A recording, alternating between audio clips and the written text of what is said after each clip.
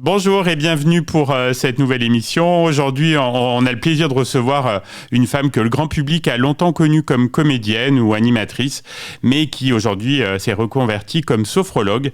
Elle partage aujourd'hui le fruit de ce cheminement dans un livre inspirant, Cheminer vers soi, ma méthode pour aligner tête, cœur, corps, tout un programme. Bonjour Adeline Blondiot et merci d'être avec nous. Bonjour et merci de me recevoir. Ouais, c'est un vrai plaisir, Adeline. On s'était rencontrés, on le disait, il y a quelques années à Roya. Là, dans cette émission, on revient un peu sur le parcours de l'invité. Si on parle de vos débuts, comment vous étiez arrivé dans le monde de la comédie et notamment dans Les Filles d'à côté, votre première grande série télé? Les Filles d'à côté, c'est parce que je cherchais du travail à ce moment-là. J'étais sur Radio Nostalgie. Ça faisait 3-4 ans que j'étais en direct tous les jours. J'avais une émission que je co-animais sur Radio Nostalgie. Et j'avais rencontré le producteur qui m'avait proposé de venir faire un guest. Et je suis venue faire un guest. Et puis, comme j'avais besoin de bosser, il m'a proposé de rester. Et je suis restée dans Les Filles d'à côté. Et j'avais choisi cette série-là parce que c'est celle que ma mère et ma grand-mère regardaient. Ah oui, d'accord. Oui, mais c'était sympa. Pour leur faire une surprise. C'était un rôle sympathique avec des acteurs aussi sympas. Oui, c'était très sympa. Ensuite, bien sûr, il y a cette série culte, Sous le soleil. Avec le recul, qu'est-ce qu'elle a représenté cette période et cette série pour vous? Eh bien, on tournait avec de la pellicule à l'époque en décor naturel. La plupart des comédiens étaient des vrais comédiens qui étaient castés aussi pour leur qualité de comédien. Donc, c'était plus du sitcom. On était castés essentiellement pour des raisons esthétiques. Et donc, pour moi, ça changeait tout. Ça changeait tout puisque je faisais des cours de comédie et je m'y suis remise entre chaque pause de tournage de Sous le soleil. Chacune de nous retournait faire des cours de comédie pour s'améliorer, pour apprendre le métier. Et c'est un métier qu'on a appris de façon très intensive, puisqu'on tournait beaucoup pour des comédiennes. On tournait vraiment beaucoup. On tournait entre 6 et 9 mois par an, quasiment tous les jours. Donc ça fait beaucoup de travail avec des horaires très intenses. Et donc c'est une période où j'avais l'impression d'être très à ma place dans ce métier et c'était chouette, c'était une jolie période, très intense, beaucoup de travail, mais c'est de beaux souvenirs en tout cas pour le public, je pense. Des bons souvenirs aussi pour nous. Vous imaginez que on a commencé à construire notre amitié à ce moment-là et qu'elle continue de croître, donc je trouve que c'est extraordinaire. Oui, on voit sur les réseaux, vous vous retrouvez régulièrement avec les actrices principales. Exactement. Vous parliez de nostalgie tout à l'heure, Adeline. L'animation radio et télé, c'est des bons souvenirs pour vous? L'animation radio, des très très bons souvenirs parce que j'avais l'impression que j'étais vraiment... je trouve qu'avec la voix, juste avec la voix, de pouvoir toucher les gens, il y a quelque chose qui manque pas. Alors qu'avec la télé, j'avais l'impression qu'il y avait toujours fais attention comment t'es habillé, fais attention comment t'es coiffé, comment t'es maquillé. Ouais. Il y avait toujours cette espèce d'obligation de la femme à être au mieux, au plus sexy pour pouvoir albarder un peu le téléspectateur, alors que la radio, ça ment pas. Si vous tenez pas la route en radio, vous tenez pas la route du tout. Je vous contredirai pas là-dessus. J'imagine. Adeline, vous avez aussi été scénariste de bande dessinée. Je sens que c'est quelque chose ça qui vous a éclaté, donc vous avez bien aimé faire... Alors, j'ai été scénariste d'abord de télé, puisque j'ai écrit pour plusieurs séries, dont Sous le soleil, mais pour d'autres séries aussi sur d'autres chaînes. J'ai adoré ça. J'aime raconter des histoires, donc je trouve que c'est vraiment un très joli support.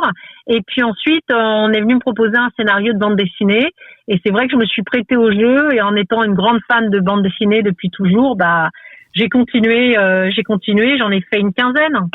C'est bien, ouais. Ouais, c'est pas mal. Ouais, tout à fait. Votre vie personnelle a souvent été très médiatisée, notamment durant votre relation avec Johnny. Avec la distance, quel regard vous portez sur cette exposition et sur ce chapitre de votre vie? Ça devait être dur un peu à porter, non, ces projecteurs braqués sur vous en permanence? Je les portais pas, mais ils étaient déjà bien éblouissants et bien violents. Donc oui, c'est très dur, c'est très violent, et je pense que les gens ne soupçonnent pas la violence que ça peut être, surtout quand on est une très jeune femme. Moi, j'avais 18 ans. et ça a été très difficile et très douloureux. C'est pour ça qu'aujourd'hui, eh bien, je préserve au maximum l'anonymat de mon mari. Je préserve aussi ma fille. Mon fils, il est grand et il choisit, et il a choisi. Mais quand il était petit, j'essayais de ne pas trop l'exposer non plus. Bien sûr. Ce qu'il y a de très violent, c'est que les gens vous regardent un peu comme si on pouvait pas les entendre et se permettent de dire des choses de nous, devant nous ou devant nos enfants, qui sont parfois assez violentes. Oui, c'est violent, ouais. Mais j'aime bien ce qui se passe depuis ces dernières années où je suis assez présente sur les réseaux sociaux, où je prône le naturel. Là, en revanche, je trouve que même si parfois je me reçois des poubelles comme tout le monde, il y a plutôt quelque chose de bienveillant et des femmes qui me disent grâce à toi, je me teins plus les cheveux, grâce à toi, je refuse certaines injonctions, grâce à toi, je m'accepte au naturel. Et ça, je trouve que c'est formidable, que c'est plutôt joli. Absolument. Alors, je le disais, Adeline, vous êtes devenue sophrologue, donc vous êtes formée par rapport à cette discipline ? Ah bah oui. Oui, c'est un vrai cheminement là aussi. C'est un choix de renoncer à la carrière de comédienne pour me réinventer ailleurs parce que je me trouvais plus à ma place à cause de tout ce qu'on a pu voir dans les MeToo et dans les harcèlements, dans les démarches peu éthiques que l'on pouvait rencontrer. Moi, mes valeurs étaient piétinées et ça ne m'allait plus. Et j'ai voulu me réinventer avec un métier qui pouvait mieux me correspondre, tout en respectant les paramètres que j'avais dans ma vie à ce moment-là, c'est-à-dire 2 enfants à charge, pas beaucoup de temps, pas beaucoup de moyens, et j'ai pris le chemin qui me semblait être le mieux. C'était pas le chemin idéal, mais c'était un bon chemin, et mon mari, qui n'était pas encore mon mari, m'a dit tu le prends. Prends le mieux ou prends le moins mauvais et c'est toi qui en fera ta solution idéale et j'ai l'impression qu'il avait plutôt raison oui. que je me sens bien là-dedans et que ça se passe bien et que je me sens vraiment à ma place. Je ne souffre pas du syndrome de l'imposteur et que je peux surtout apporter une aide concrète aux personnes qui viennent me consulter. Oui, donc vous faites c'est des ateliers que vous proposez au public ? Alors là, je propose des ateliers régulièrement, oui, 1 à 2 fois par mois dans différentes villes.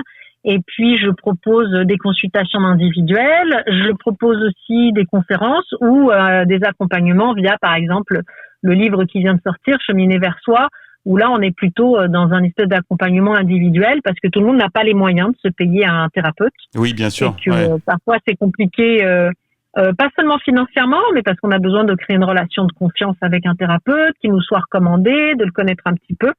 Là, c'est une proposition. Voilà, je pose là une proposition pour vous accompagner sur 9 étapes, c'est-à-dire un accompagnement complet pour poser les bases, pour poser un cadre qui permet d'améliorer son quotidien de façon concrète avec des outils.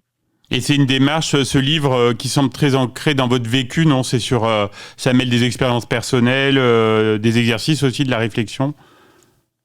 Oui, bien sûr. Je me sentirais un peu mal à l'aise de prendre une méthode que j'aurais pas éprouvée. Oui. Donc effectivement, elle a été éprouvée. C'est aussi largement inspiré de la sophrologie à laquelle je suis formée.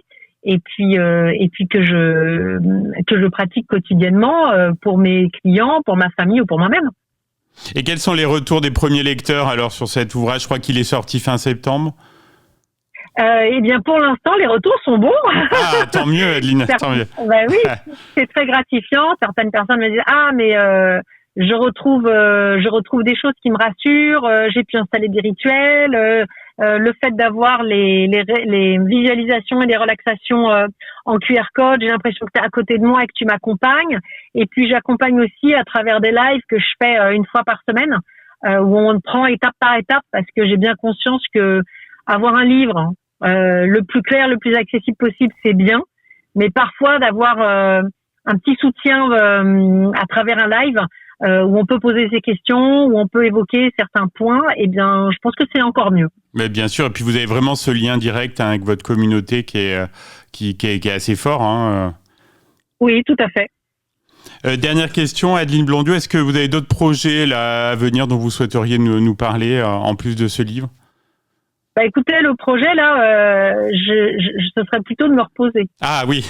Mais j'accompagne le livre.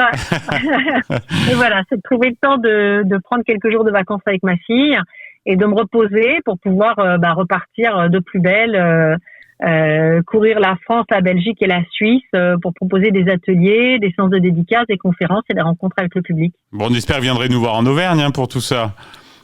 Eh ben oui, avec plaisir. Vous n'êtes pas si loin. Normalement, vous n'êtes pas si loin. Bah oui, on est central en plus, donc on vous attend. Ouais, c'était un plaisir, Adeline, de vous avoir dans l'émission. On rappelle à nos auditeurs donc que votre livre Cheminer vers soi, ma méthode pour aligner tête, cœur, corps est disponible dans toutes les librairies.